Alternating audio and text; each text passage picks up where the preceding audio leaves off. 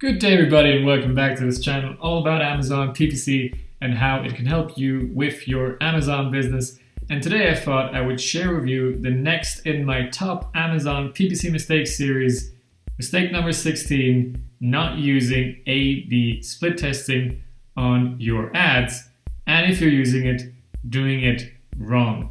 Okay, so that's the topic for today. I'm going to share probably more than I intended for this video originally. And I'm going to give you a lot of tools that can also help you, free tools as well. So stick around, there's a lot to catch in this one.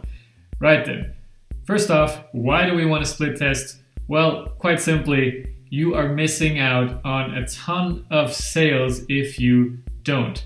Imagine if you can increase your click-through rate from 0.3%, for example, to 0.6%. You are basically doubling your clicks that you're getting from the same amount of impressions. And let's assume your conversion rate stays more or less the same. You are basically doubling your sales just by having a better image or a better title. Usually it's the image, but we'll get to that later on, right? So if you don't split test that, you have no idea on what kind of huge sales improvements you are missing out on. Okay, so now we know why we want to do A/B split testing. Let's just have a look at what we actually want to split test. Now this video is mainly about what you're split testing within your ads, but of course there are big factors outside of Amazon ads that hugely affect your ads as well. So obviously we have the title, the price, but most importantly, your image is simply the biggest factor of you getting clicks or not, right? And it doesn't affect just your organic traffic, obviously, but also your paid traffic. So that's the one thing you really want to split test.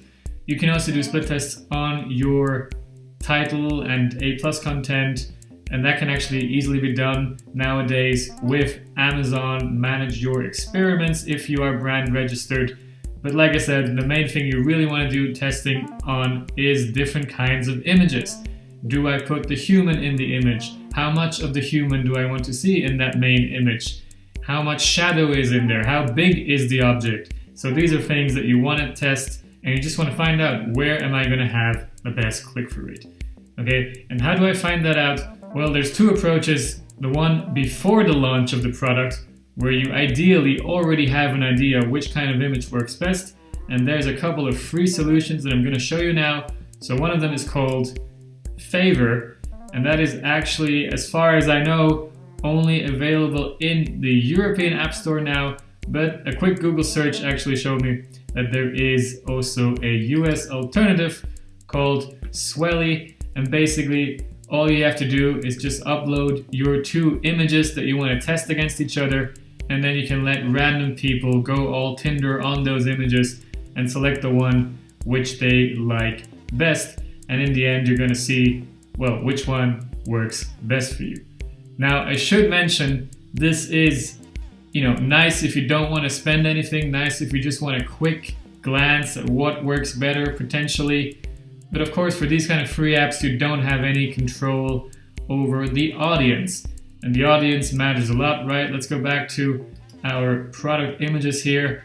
If you had a beach pants, but it is for women, and then you test like one image without the girl and one image with the body of the girl, and you might get a result very strong in favor of the image with the body of the girl if you just use a free app like Swelly, simply because you don't know, what is the split between men and female voting on these apps, right?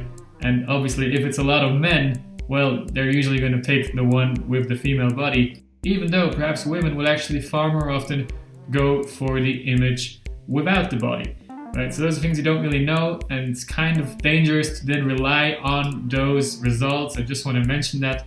But nonetheless, if you have absolutely no clue and no other means of testing, then this is kind of a good start to at least get a first impression of what image can work better for you. Okay, but there are of course also paid versions, and one of them is PickFu. And here, in contrast to those free options, you can then kind of choose your audience You can, pick the age, you can pick the gender, and you can even pick various personality traits to really define your audience. And then you pay more or less $50 for each respondent, and they even have to give you an explanation for why they clicked on that image, so you can truly understand why that image actually works better for your product. Now obviously this can get a bit expensive if you want to do it for every product, and usually I would only recommend it for products where you think you can dominate that market, where you're going to get a lot of traffic and where you could easily be that dominating product in that niche. Right there, it might well be worth investing a bit more to make sure of that, with the best possible click-through rate, with the best possible image. So I'll leave you a link for this tool down below in the description and the comments, and of course for the other tools that I'm going to show. For PickFu, I'm also an affiliate, so you would also do me a favor on the side by choosing this service. But now let me just go to the next option that you have, and this is kind of a pro tip. If you are using Facebook advertising for your product, you are basically getting free A/B tests at the same time.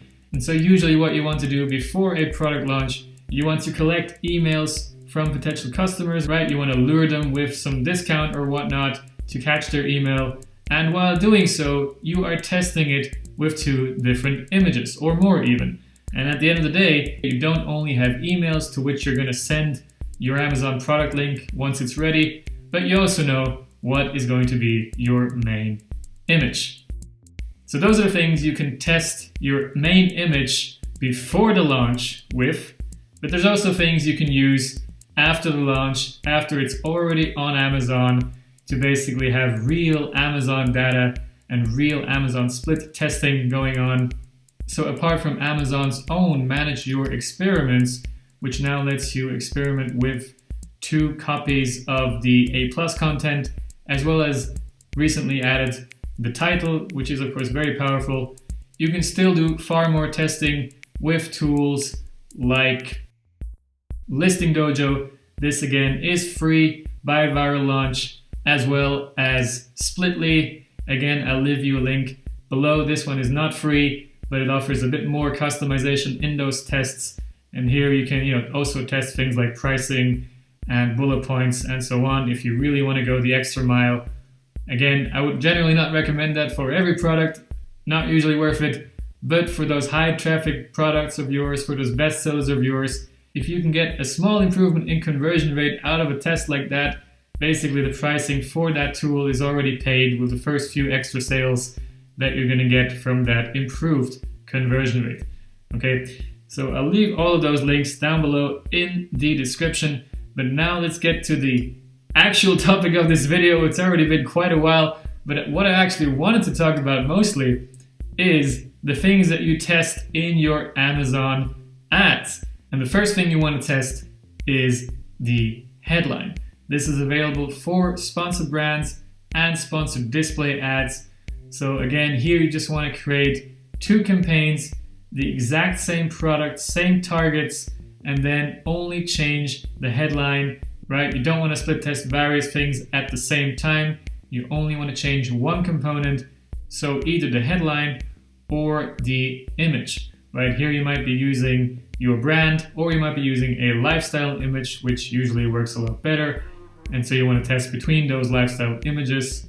The brand actually usually only works better if you are targeting your own brand.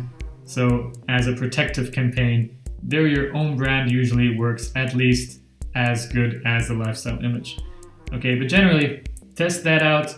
And like I said, don't do it with multiple components at the same time. So if you are running a A/B test of the main image with one of the tools we talked about before, or even the title, then don't also test the headline or that lifestyle image at the same time, because at the end of the day, you will not know which component actually led to that improved performance. And the last thing that you also want to test in terms of conversion rate, not just click-through rate, is for sponsored brands where you are leading the customers after they click. So it could be you are leading them to your store page or the landing page of a group of products. Now I'm not going to click on this company's ad simply because as an advertiser myself, I would not appreciate that. But these are things that you want to test out. And again, that might have huge impacts on your conversion rates. So again, exact same campaign, create it twice, and only change one of those components. Okay? And there's one more thing you want to be testing next to all of those components, and that is the time of your advertising. So when are you actually showing those ads to people? And that is only something you can really test by either manually creating those two campaigns again and then pausing one of them, let's say after the morning hours, and activating campaign B after the morning hours, for example, right? Or you could make it easy for yourself and select a day parting tool. And really there's quite a few of them that offer day parting, as you can see. So really any of them, I'm gonna leave you a bunch of them in the comments as well. And any of them will be able to help you with that kind of time split testing to find out if your ads work better morning hours, later hours, on weekends, on work days, etc. Right? Again, not something I would recommend doing for all of your products if you have a lot of them, but simply for your best sellers, for the high traffic products. Okay, now after we've done all of that testing, and I recommend generally to at least give it 2 weeks, gather 2 weeks of data, right? Gather enough data, the more the better. That's why you also want to go for those high traffic products. After that, you don't want to just go to your Seller Central and look at those click-through rates. That is kind of a mistake that I see from also advanced people in the scene. Don't just compare those overall click-through rates from the two campaigns, because you don't know how much of the traffic from those two campaigns was for top of search and how much was for rest of search. So that obviously makes a lot of difference. If campaign A happened to have a lot of traffic top of search and campaign B got more traffic rest of search, then obviously campaign A will have had the better click-through rate no matter the image you chose, right?